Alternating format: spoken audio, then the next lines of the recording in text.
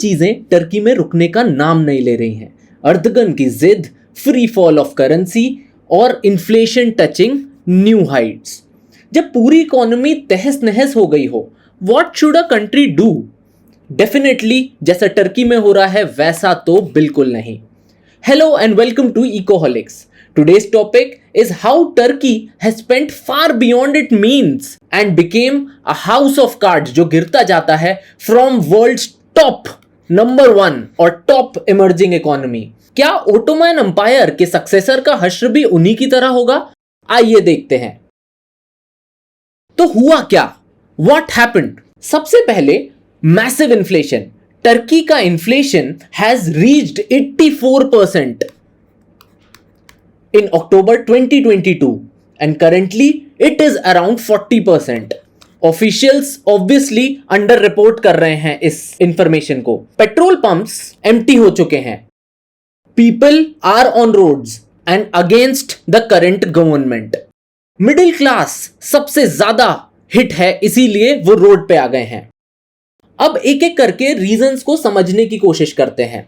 First are the political reasons.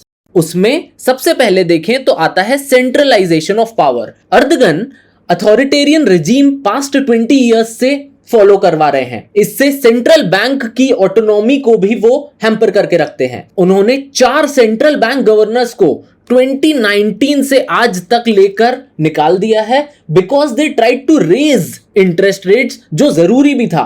पर अर्दगन की जिद है ये। सेंट्रल बैंक को वो ये बोलते हैं कि it can print unlimited amounts of currency and still avoid hyper inflation by sufficiently boosting the growth. दूसरा, उनकी अनकन्वेंशनल पॉलिसी। अब समझते हैं कि अर्दगन करना क्या चाहते हैं। उनका स्काई रॉकेट इन्फ्लेशन में भी इंटरेस्ट रेट कट करने की क्या वियर्ड सी स्ट्रैटेजी है। सबसे पहले जो अभी मैंने आपको बताया कि interest rates sky rocketing inflation के बाद भी 2021 में 18% था और आज ये 9% है।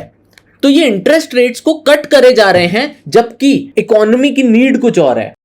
अब क्यों कर रहे हैं वो ऐसा? First is his religious believes. उनके according interest on loans is forbidden, it is the mother and father of all evils. दूसरी बात, एक मॉडर्न मॉनेटरी थ्योरी वो फॉलो करना चाहते हैं। इसका मतलब क्या होता है? मॉडर्न मॉनेटरी थ्योरी का मतलब है लो इंटरेस्ट अगर है, लो इंटरेस्ट से पीपल लोन लेंगे जिससे ग्रोथ बढ़ जाएगी और सप्लाई ऑफ गुड्स भी बढ़ेगी।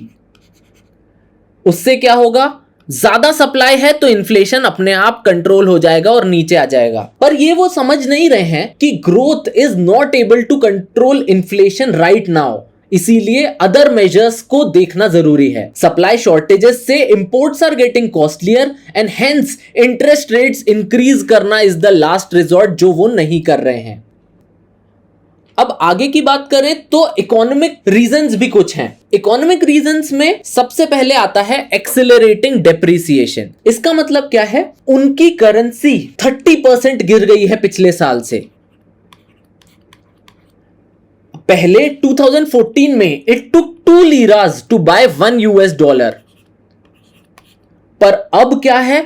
अब 19 लीरा लगते हैं 1 US डॉलर खरीदने में। तो एप्रीहेंसिव सिटीजन्स क्या करेंगे? लीरा को एक्सचेंज करेंगे गोल्ड, सिल्वर और डॉलर से। अब इंपोर्ट डिपेंडेंट भी इनकी इकोनॉमी रही है। इनका पूरी दुनिया में one of the largest current account deficit कहलाता है। क्यों? उसके अलावा एनर्जी क्राइसिस जो रशिया यूक्रेन क्राइसिस से और एस्केलेट हो गई है, और external debt according to CFA institute, जो बाहर से लिया हुआ डेट होता है वो सबसे ज्यादा डेंजरस होता है। इनका external debt adds up to approximately 60% of their GDP। अब आगे बात करें तो डेफिसिट फाइनेंसिंग। इन्होंने इतनी ज्यादा करेंसी प्रिंट कर दी, क्योंकि अर्दगन ऐसा बोलते हैं, जिससे मनी सप्लाई इतनी इंक्रीज हो गई। 2014 से 2020 के बीच में मनी सप्लाई 3.5 टाइम्स बढ़ गई है। टाइम्स। आगे प्रोड्यूसर्स इंसेंटिव। अब इस करेंसी की स्टेबिलिटी को लेके वो इतना ज्यादा अनश्योर हैं कि वो ज्यादा प्रोड्यूस अब करना ही नहीं चाहते हैं। कंजम्पशन भी रिड्यूस हो गया है। कंजम्पशन क्यों रिड्यूस हुआ है? क्योंकि every 1 out of the 5 youth is unemployed. और ब्रेन ड्रेन हो रहा है। 3 lakh youth have started their new life somewhere else. अब इन्वेस्टर कॉन्फिडेंस इससे कैसे हैम्पर होता है? पहले तो इनकी अनप्रिडिक्टेबल पॉलिसीज की वजह से हो रहा है। दूसरा, उनकी इंडिपेंडेंट बॉडी अगर सेंट्रल बैंक है, उसको आप इंडिपेंडेंटली ही वर्क नहीं करने दोगे तो इन्वेस्टर्स आपके यहां इन्वेस्ट नहीं करना चाहेंगे। उसके अलावा FATF एक इंटरनेशनल बॉडी है जिसकी ग्रे लिस्ट में है ये, जिसका मतलब दे आर अंडर मॉनिटरिंग कि वो मनी लॉन्ड्रिंग स्पॉन्सर करते हैं। कुछ और रीजन एनवायरमेंटल भी हैं, जैसे रिपीटेड अर्थक्वेक से इनकी इकोनॉमी तहस नहस हो गई है। एक आंकड़े के अनुसार इन $84 बिलियन की, that is 10% of their GDP अभी रैक हो चुका है, जिसकी वजह से विंटर स्टॉर्म भी आया और रेस्क्यू एफर्ट्स भी अब हैम्पर हो गए हैं। तो क्या ऐसा कुछ है जो उन्होंने सही किया है? हाँ, तो ऐसा नहीं है कि पूरी चीजें वो गलत करते आ रहे हैं। पहला इज लीराइजेशन स्ट्रैटेजी। इसका मतलब foreign currency account has been made less attractive for Turkish banks and lira deposits have made more attractive. अगला, रिस्टोरिंग डिप्लोमेटिक रिलेशंस। टर्की कभी भी अपने नेबर्स से रिलेशंस नहीं मेंटेन करता था, पर आज देखें तो इजराइल, इजिप्ट, सऊदी, रशिया, सबसे वो डॉलर में लोन्स ले रहा है without raising the interest rates. We know how an over confident ruler can destroy the entire economy. We hope that Turkey bounces back because इसके ग्लोबल रिपरकशंस भी होने वाले हैं। एक इतनी बड़ी इकोनॉमी के गिर जाने से बाकियों की भी करेंसी और इकोनॉमी प्रभावित बिल्कुल होगी। तो कोविड-19 के बाद are we ready for another disaster? बिल्कुल नहीं। Thank you so much.